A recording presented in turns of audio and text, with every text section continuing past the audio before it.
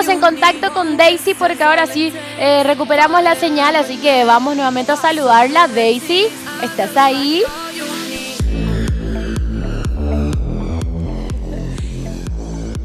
Se fue un flash la comunicación, Silvita, como arte de magia. Ya estamos de vuelta. Y bueno, así como les decíamos, vamos a ver mucho más y disfrutar de lo que nos dejó el Museo de las Heras. Ahí va.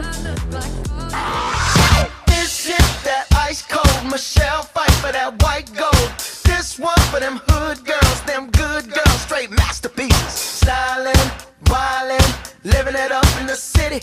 Got Chuck's on with Saint Laurent. Gotta kiss myself, I'm so pretty. I'm too hot. Call the police and the fireman. I'm too hot. Make a dragon wanna retire, man. I'm too hot. Say my name, you know who I am. I'm too hot. And my band bought that money. Glamour, elegancia, historia y cultura. Inaugurado en el año 2009, el Museo Madame Tussauds de Los Ángeles cuenta con más de 128 figuras de cera de personajes famosos que representan la esencia de Hollywood. Los museos de Madame Tussauds muestran figuras de gran calidad y con gran número de fans que los visitan en todas las ciudades en las que están presentes. Don't believe me, just watch.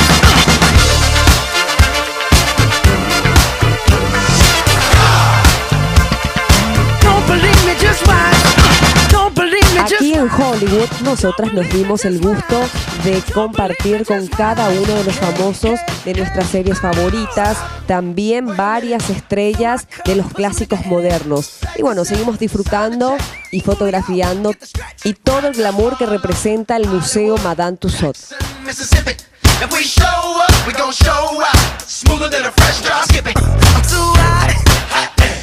Call the police and the fireman. I'm too hot.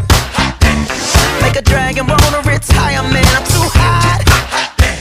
Bitch, say my name, you know who I am. I'm too hot. And my band bought that money. Break it down. Girls hit you, hallelujah. Girls hit you, hallelujah. Girls hit you, hallelujah.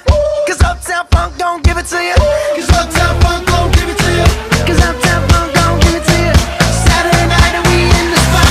Don't believe me, just watch. Come on.